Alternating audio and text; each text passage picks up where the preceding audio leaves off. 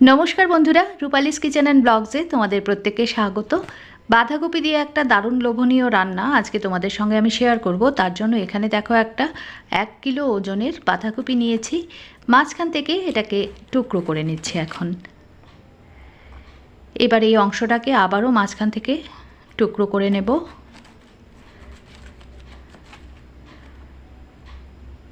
এখন এই প্রত্যেকটা অংশ থেকে আমি বড় বড় টুকরো করে বাঁধাকপিটাকে কেটে নেব। তবে অবশ্যই খেয়াল রাখতে হবে পাতাগুলো যেন একসঙ্গে লেগে থাকে, মানে যাতে ছিঁড়ে না যায় সেটা কিন্তু আমাদের খেয়াল রাখতে হবে। দেখো আমি যেভাবে টুকরোগুলো করছি সেম ভাবে কিন্তু করতে হবে, পাতা যেন খুলে না যায়। তো এখানে দুটো টুকরো আমি বের করে নিলাম। এবার আমি বাকি অর্ধেক অংশটা থেকেও সেম ভাবে কেটে নেব। দেখো একটা পাতাও কিন্তু আমার খুলছে না, একটু সাবধানে কাটলেই কিন্তু পাতাগুলো খুলবে না। তো সেম ভাবে সমস্ত বাঁধাকপির টুকরোগুলো বের করে নিয়েছি। এবার একটা বাটিতে আমি নিয়ে নিচ্ছি 1 কাপ পরিমাণ ময়দা। ময়দার পরিবর্তে তোমরা কিন্তু বেসনও ব্যবহার করতে পারো। দিয়ে দিলাম হাফ টিস্পুনের মতো চিনি, লবণ দিয়ে দিচ্ছি স্বাদ মতো, হলুদ গুঁড়ো হাফ টিস্পুন আর 1/4 টিস্পুন দিয়ে দিচ্ছি লঙ্কা গুঁড়ো। খুব ভালো করে এগুলোকে প্রথমে শুকনো অবস্থায় একটুখানি মিশিয়ে নেব। এবার আমি 1 গ্লাসের মতো জল নিয়েছি, আমার যতটা দরকার ততটা আমি ব্যবহার করব। খুব অল্প অল্প করে জল দিয়ে একটা ঘন ব্যাটার তৈরি করে নেব। একটু একটু করে জল দিতে হবে আর একটু একটু করে এটাকে গুলে নিতে হবে যাতে করে কোনো রকম লাম্পস না থাকে। দেখো আমার হাফ গ্লাসের মতো জল কিন্তু লেগেছে এখানে, আর ঠিক কনসিস্টেন্সিটা এতটাই হবে। এবার আমি কড়া বসিয়ে তার মধ্যে দিয়ে দিলাম 1 কাপের মতো রিফাইন্ড অয়েল। তেলটাকে ভালো করে গরম করে নিয়েছি।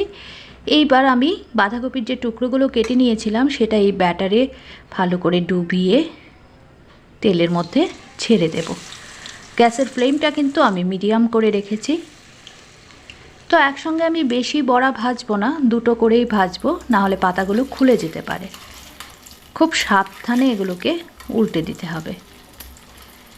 একটা দিক হয়ে গেলে পরে তারপর আমি এগুলোকে উল্টে দেব। মাঝখানে এনে দিলাম একটু।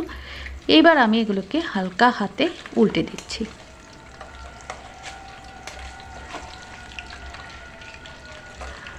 ভাজার সময় যেন পাতাগুলো খুলে বেরিয়ে না আসে সেটাও খেয়াল রাখতে হবে।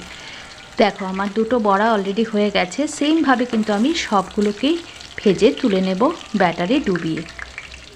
দেখো লাল লাল করে ভেজে নিলাম। তো সেম ভাবে আমি সবগুলো বড়াকেই ভেজে তুলে নিয়েছি। এবার আমি এই তেলের মধ্যে দিয়ে দিলাম দুটো আলু।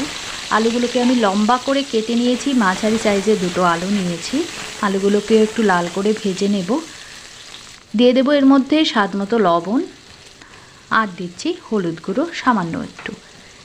খুব সুন্দর করে মিশিয়ে একটা ঢাকনা দিয়ে ঢেকে আমি আলুগুলোকে লাল লাল করে ভেজে নেব মিডিয়াম ফ্লেমে, যাতে করে 50%-এর মতো আলুটা সেদ্ধ হয়ে যায় ভাজার সময়। তো দেখো 5-7 মিনিট পর আমি ঢাকনাটা তুলে নিয়েছি। আলু ভাজাটাও কিন্তু একদম হয়ে গেছে, লাল লাল করে ভাজা হয়ে গেছে আলুগুলো। এবার এগুলোকে আমি তুলে নিচ্ছি।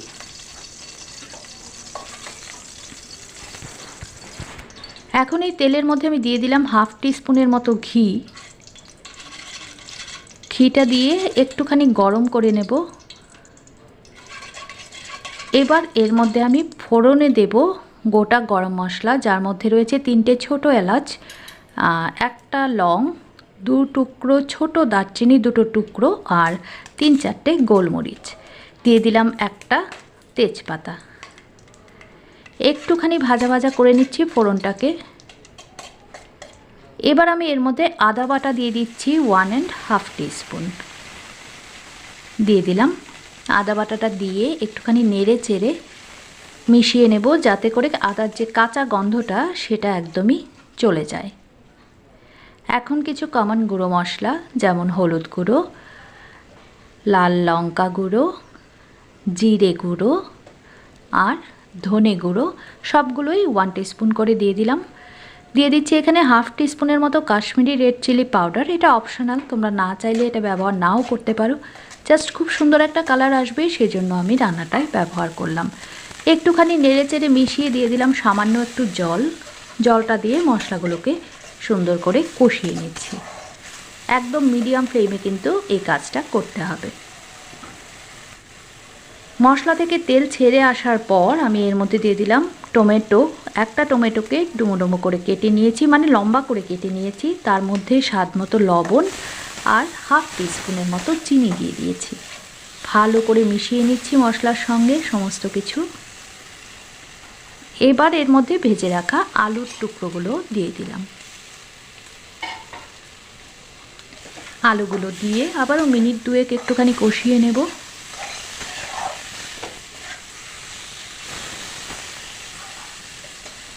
এখন আমি এর মধ্যে জল দিয়ে দিচ্ছি। আমি 2 কাপের মতো জল ব্যবহার করব। প্রথমে আমি 1 কাপ জল দিয়ে খুব সুন্দর করে সব কিছু মিশিয়ে দিলাম। এবার আমি বাকি আরও 1 কাপ জল দিয়ে দিলাম।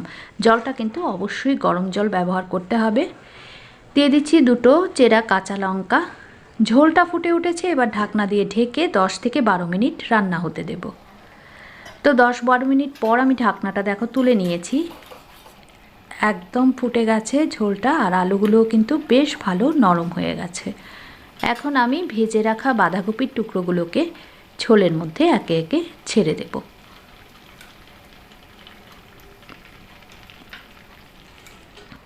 তো দেখো বাঁধাকপির টুকরোগুলো সবগুলো আমার দেওয়া হয়ে গেল। নিচ থেকে একটুখানি করে করে ঝোল তুলে ওপরে বাঁধাকপির টুকরোগুলোর গায়ে আমি একটু লাগিয়ে দিচ্ছি। বাঁধাকপির টুকরোটা দিয়ে খুব বেশি সময় কিন্তু আর রান্না করা যাবে না, তাহলে পাতাটা খুলে চলে আসবে। মিনিট 2 একটুখানি এগুলোকে রান্না করে নেব একটা ঢাকনা দিয়ে ঢেকে, জাস্ট ফর 2 মিনিটস। 2 মিনিট পর আমি কিন্তু ঢাকনাটা তুলে নিয়েছি। আমার রান্নাটা একদমই কমপ্লিট। গরম ভাত, রুটি, লুচি, পরোটা সব কিছুর সঙ্গে কিন্তু বাঁধাকপির এই রেসিপিটা অসাধারণ লাগবে খেতে। অবশ্যই বাড়িতে একবার ট্রাই করে দেখতে পারো। তো আমার আজকের রেসিপি যদি ভালো লাগে ছোট্ট করে লাইক করে দিও, শেয়ার করো ভিডিওটা ফ্রেন্ডস অ্যান্ড ফ্যামিলির সঙ্গে, আর অবশ্যই কিন্তু সাবস্ক্রাইব করে আমার পাশে থেকো। নমস্কার সবাইকে।